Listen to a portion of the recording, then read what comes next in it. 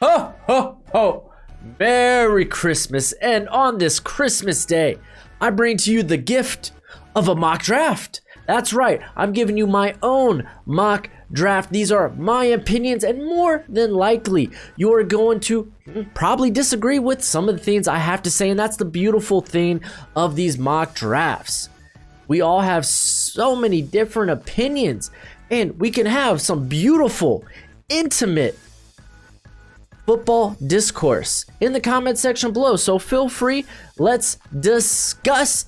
But before I get too far into this, what's crack-a-lackin'? I'm your boy, I'm Bro Schmo, just in case you did not know. So go ahead, become a bro, and subscribe if you want to have that intimate, encouraged, consensual football discourse. Hit that red subscribe button. I have a great community. We have built up a beautiful community of people with great football opinions, and we have a whole lot of fun. So I do encourage you to do that. Also, go ahead and leave a thumbs up if you enjoy the content, even if you don't and you just appreciate the work I put in.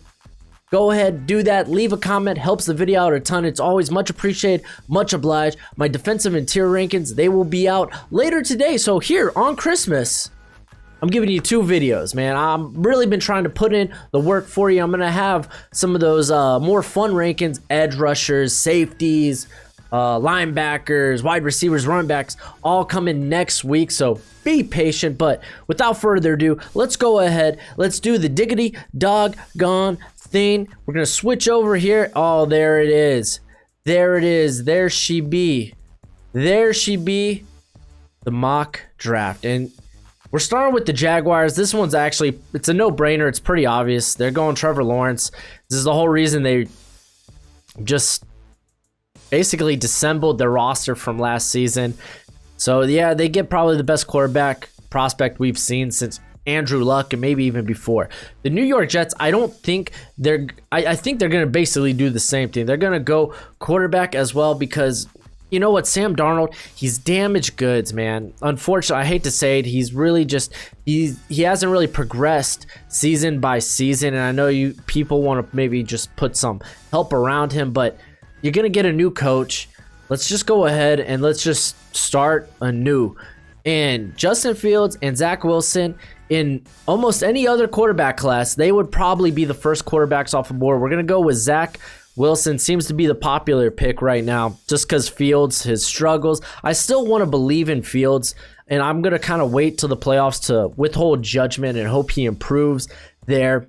But Zach Wilson, he's flying up boards. The guy's just got special arm talent. Cincinnati Bengals, this too is a no-brainer. They need to protect their franchise quarterback with Penei Sewell. Him and Jonah Williams, they could form one of the scariest, best young tackle duos in the league, so they go there.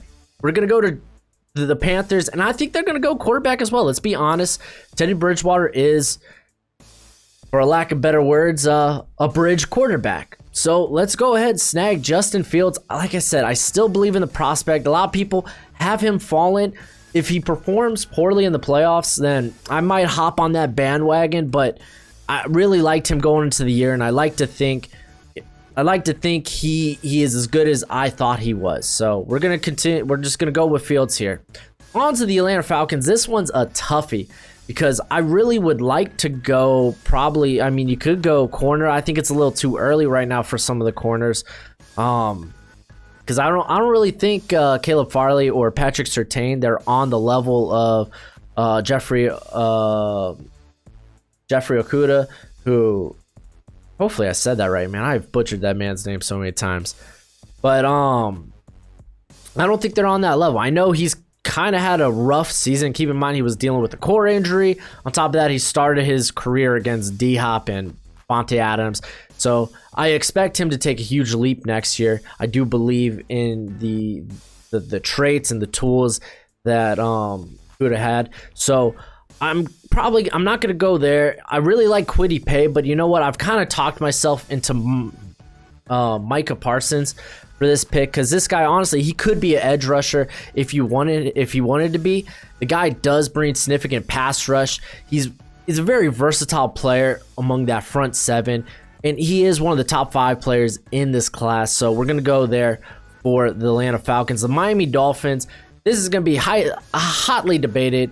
I'm going Jamar Chase. A lot of people really like Devontae Smith, and I get it, dude. The Tua and Smith reconnection, it looks beautiful, but the thing is, a lot of the stuff that Devontae Smith does extremely well. He gets clean releases almost all the time. He's very physical at the catch point. Jamar Chase does those exact same things, but he's 25 pounds heavier. Like, will what Smith does translate to the NFL at 175? I don't know. I feel more comfortable with Chase, but honestly, if you're the Dolphins and you're trying to pick a receiver, you're not in... You really can't lose here. Both are fabulous prospects. And then the Philadelphia Eagles, they miss out. I would have gone Parsons here.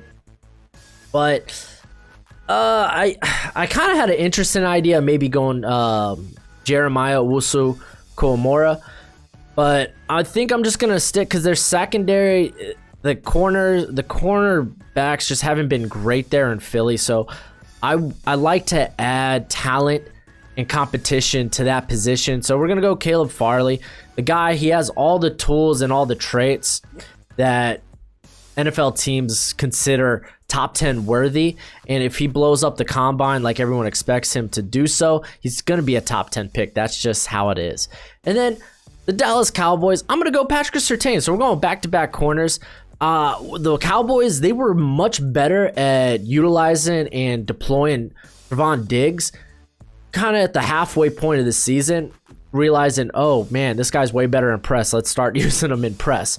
So Surtain comes from almost the exact same scheme that Diggs came from. Guess what? They both played on Bama, so go figure. But Surtain is a much better talent. So basically, you get your cornerback duos for the future there. And then Los Angeles, I was about to say San Diego. Los Angeles Chargers, interesting predicament here because I would like to go tackle, but again, this is my opinion, my take. I'm really high on Kwity Paye, with Melvin Ingram being a free agent at the end of the season. And honestly, I think that Owusu, he's more of a rotation player, and I think he's better utilized that way. I really like Kwity Paye. Kwity Paye's a guy at 277. It's got ridiculous athleticism. You can move him on the inside on passing downs. I just really like this pick here for the Chargers. I think it's great value. I would honestly take him. I would have taken him at 5 for the Falcons. So here at 9, I don't see a reason not to. The New York Giants. Kwity Paye would have been interesting here, but honestly, they need playmakers. They don't really have guys that get yards after contact or yards after the catch. I mean, I think it's Evan Ingram. He has the most yards after the catch this season at like 200 and something. And I'm going to go with Devontae Smith. Like I said, I talked the guy up. He's a very good prospect. And he has 766 yards after the catch this season, which is less than 300 less than 300 yards less. 300 yards less than actually what the Giants have as a whole team. So they get a guy that could produce after the catch and after contact. I really like this. So the Detroit Lions, they're getting a new coach, a new GM. Typically, it means new quarterback. New regime means new face of the franchise. And they're going to have Matthew Stafford at least for another season, if not 2. So I think it's a perfect situation to kind of develop your quarterback of the future here. So we're going to go with Trey Lance. The guy's got a cannon for an arm. He's probably got the best athletic ability of any of the other quarterbacks in this class. So a guy that I really think would pay dividends to have him sit behind Stafford and develop. So we're going to go with him go with that there. The 49ers, this kind of sucks. I think they would have loved to get Lance, but I think they need to shed some bad contracts this year, and Jimmy G, unfortunately, is one of the bad contracts, and it would only cost them $2 million to free up like $26 million in cap. So I don't think he's going to be with the team, which means we probably should go quarterback here. And I think Mac Jones actually would be the best quarterback to go with if they're going to move forward. I've tried denying Mac Jones. I don't like his arm strength, but you know what? That arm is actually very similar to Joe Burrow's last year. So I feel a bit of a hypocrite if I thought Joe Burrow was a first overall pick, and I don't feel the same way about Mac Jones. Mac Jones, he's got pinpoint accuracy, not nearly as mobile as Burrow by any means, but this is a guy that could come in and really run Kyle Shanahan's offense pressure free, essentially, because they really like to run the ball a lot, and you're really just putting Mac Jones in there to throw to guys like Brandon Ayuk, Debo Samuel, guys who create after the catch. They're great after contact. So I really like the pick there. Denver, this is a tough pick because I would have loved going quarterback because I want to kind of move on from Drew Lock, or I would have loved to go cornerback because hoping maybe a Surtain or a Farley falls here. They didn't. The best guys right now at those positions are Kyle Trask and J.C. Horn. J.C. Horn would be a bad pick, but I talked about taking Jeremiah Owusu-Koramoah earlier. I think I'm going to take him here now with Justin Simmons currently set up to be a free agent. Kareem Jackson, he's up there in years. And it would be cool to get someone next to Alexander Johnson. Just to get a guy that can be like a Jeremy Chin, like an Isaiah Simmons, and you could kind of move them around freely. I think it gives the Denver Broncos defense a very potent weapon. I mean, this guy's a freak. So we're going to go with him right there. And then we have the Minnesota Vikings. This one's tough because honestly, interior, but I'm not going to lie. I don't think any of the interior guys are worth taking this early. At one point, I would have said Wyatt Davis, but it's been a bit of a down year. If you could go check them out in my interior rankings video if you want to kind of get more in depth of why I feel that way. But also, interior is probably one of the least valuable positions on offense. So where else can we go? And I mean, you could go safety. Trevon Moehrig, I think, is a sleeper. I think we could really see him mid to late first round. You could add corner, but I want to see how Dantzler and Gladney progress in year two, especially Dantzler. I'm really high on him. So we're going to go actually with the defensive line because they have one of the worst defensive lines in football currently. And I know they're without Danielle Hunter. I know they're without Michael Pierce. But also keep in mind, they have, Odenigbo, he's going to be a free agent after the season. So I think they should really add depth there. And Gregory Rousseau, honestly, this guy's got a ton of potential. He's got a freakish frame. He just needs a little more technique, a little more pass rush moves. But I mean, this guy got 15.5 sacks a year ago just with that type of potential, that type of talent. So you get a guy that can honestly, he can play on the inside, he could play on the outside as well. Gives you a little versatility along the line there. So I don't think this is a bad pick to take a swing at a guy with a very high upside. Then the New England Patriots. I know everyone's probably hammering for Kyle Pitts because I would be too. Kyle Pitts, honestly, I think could be a top 10 guy. But as you're going to see here, I just think teams go another way. I think some team will trade up for Kyle Pitts. Don't get me wrong, but I think it's more important for the Patriots to get playmakers, and I think they're going to end up grabbing another veteran quarterback while they kind of figure out who their quarterback of the future is. Because I mean, I don't know if Kyle Trask would be that guy. I think this might be a little high for him, especially with the lack of playmakers. There's literally no playmakers on that offense.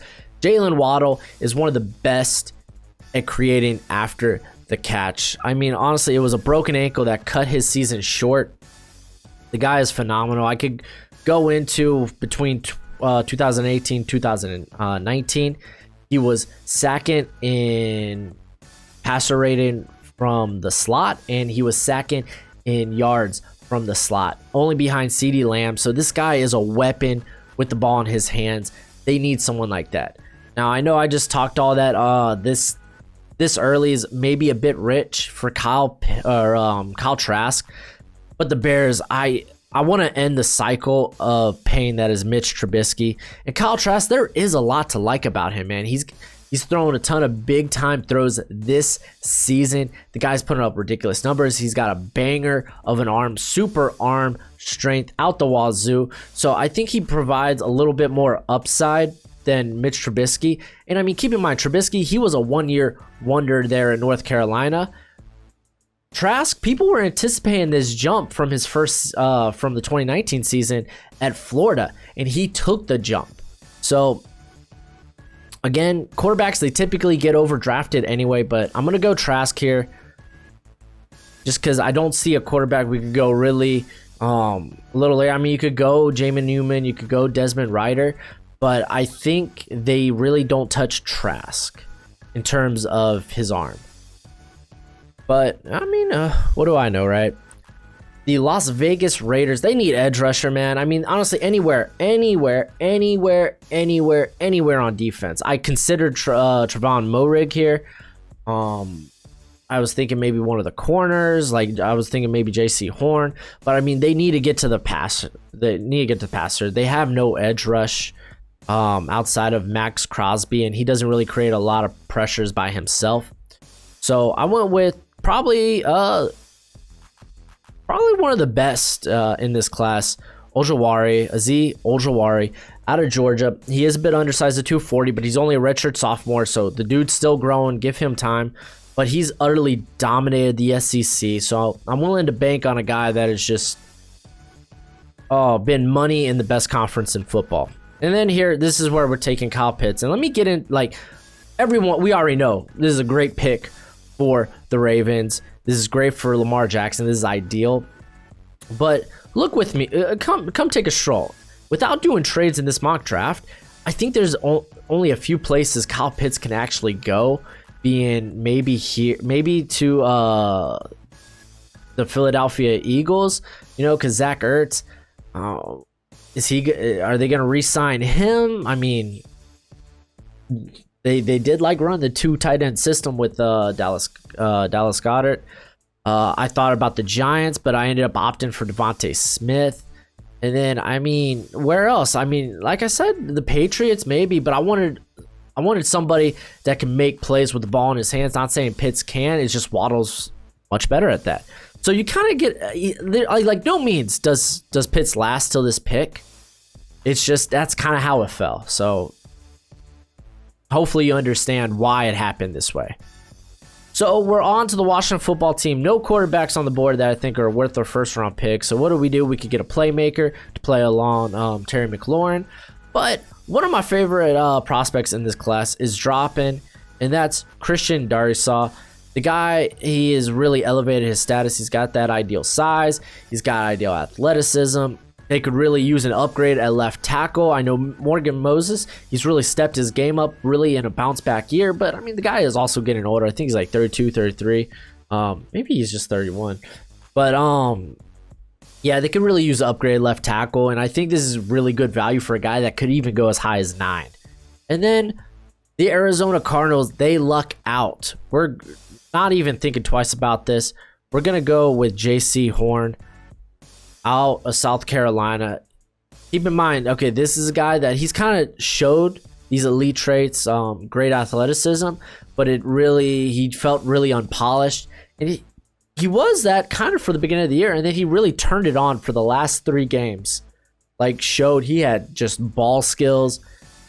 Again, these are the last 3 games, but it was like, okay, he's capable of displaying ball skills. So this guy, honestly, with a very good combine, could really elevate his stock. Either way, Cardinals, they could use some help in the at the corner position mainly. So we go there. So as a Dolphins fan, if you didn't know, I really would have liked Darrisaw here. I mean, I was initially considering, okay, with him off the board, maybe we go Samuel Cosmi.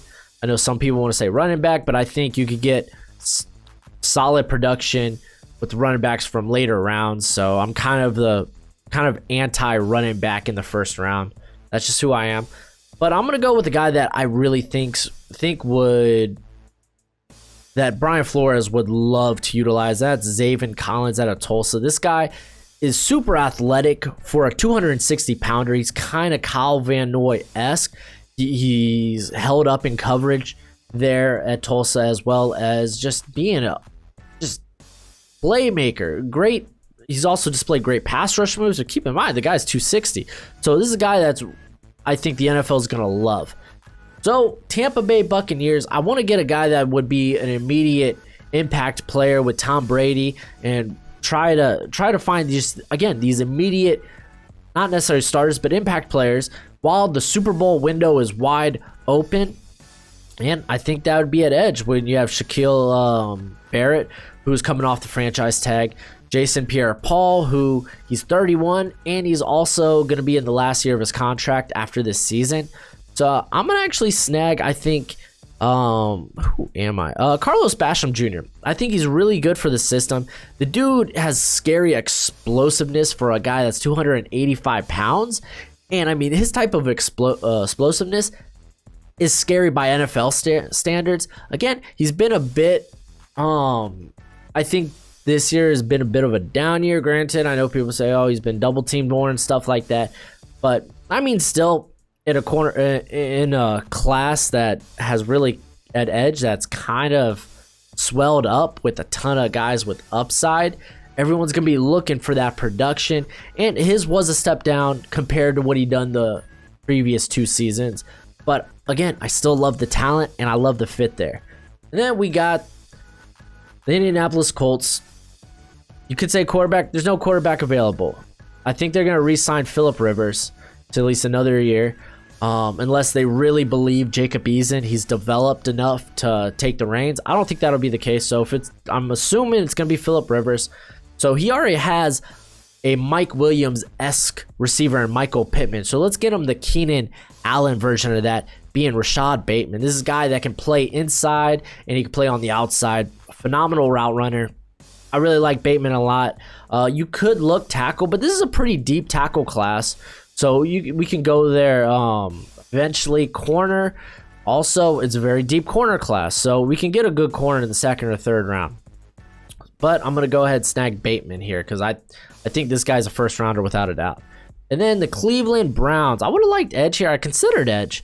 I really considered Jason Away just because I assume Kevin Stefanski is going to be looking for a stupidly athletic edge rusher on the opposite side of his power rusher. Myles Garrett kind of emulating the Everson Griffin and Danielle Hunter he had back in Minnesota.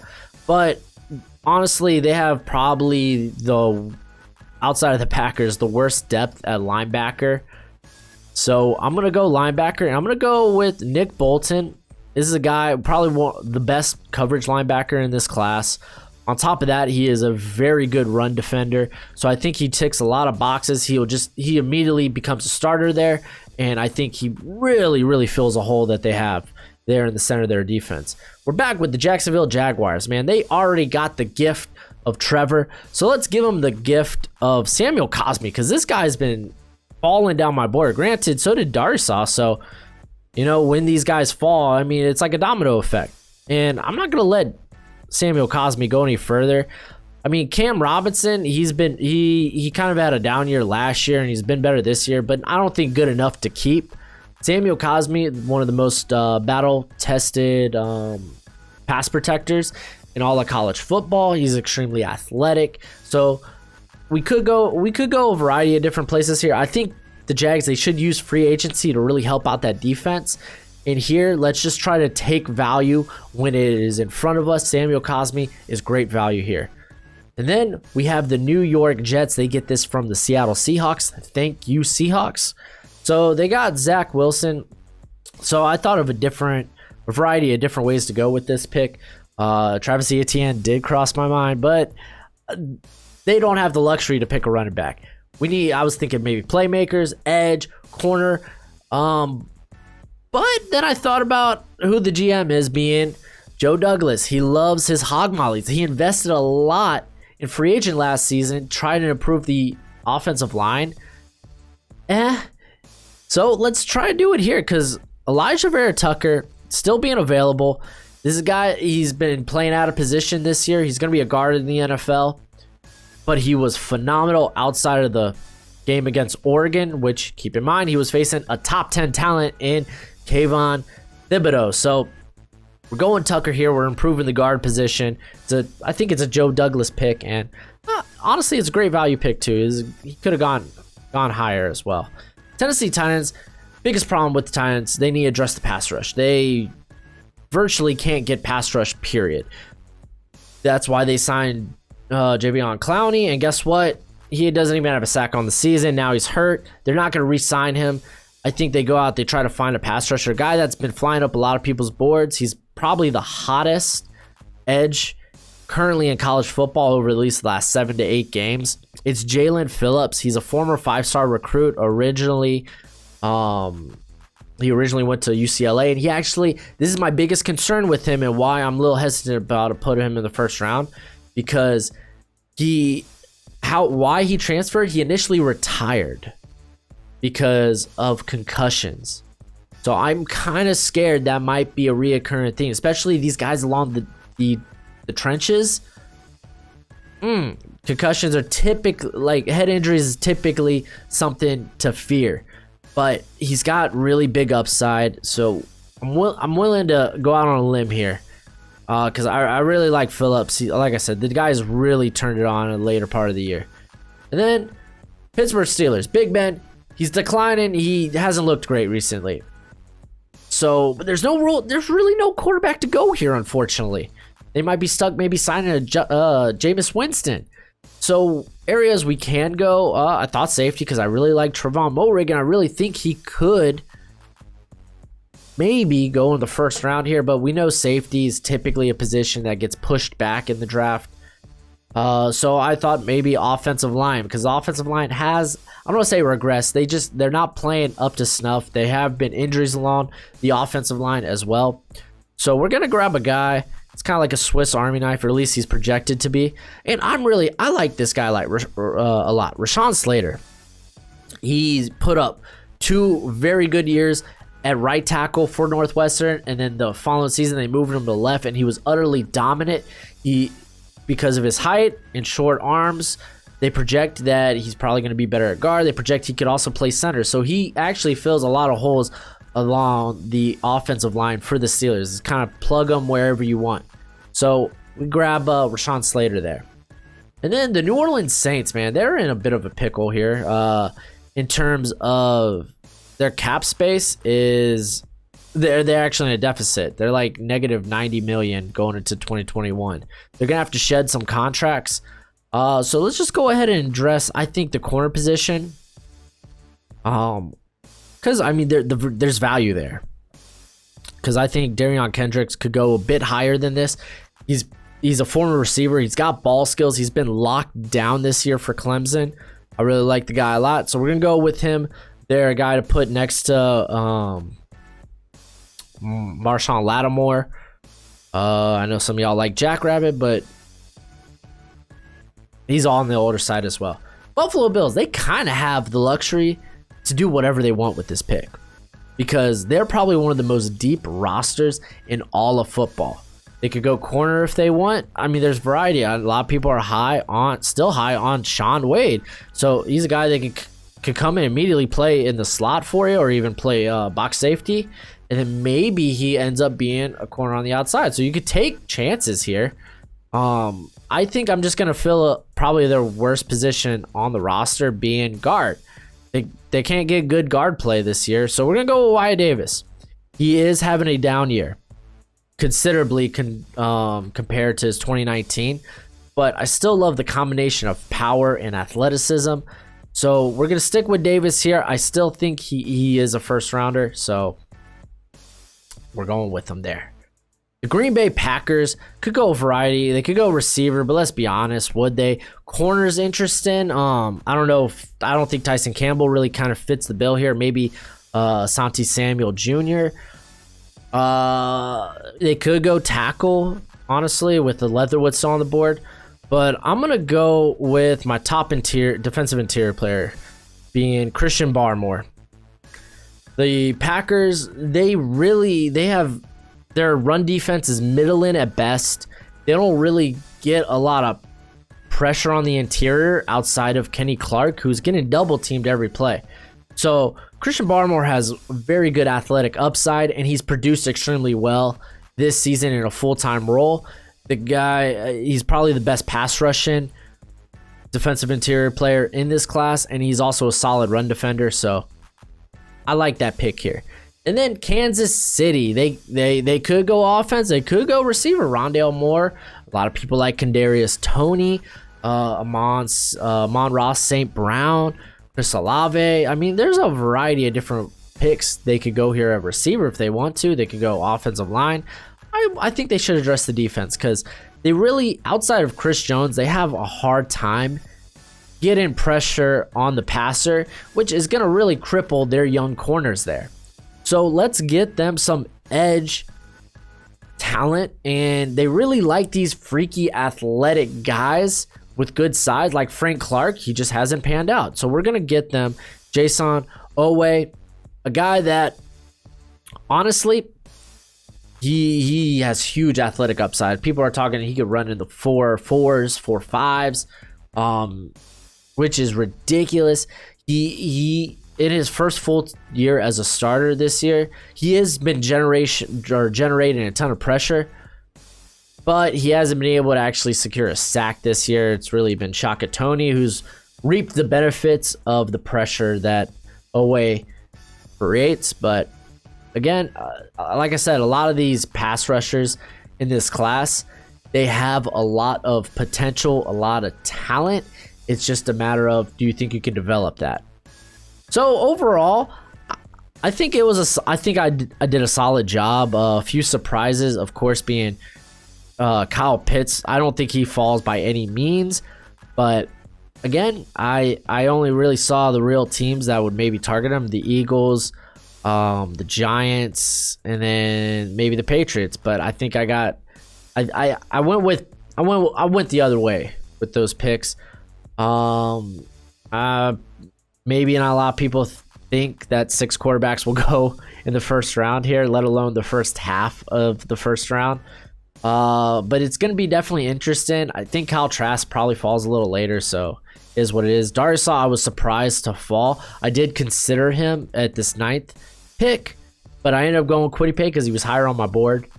And yeah, it just ended up falling that way. And then by that virtue, Samuel Cosmi fell down to 25.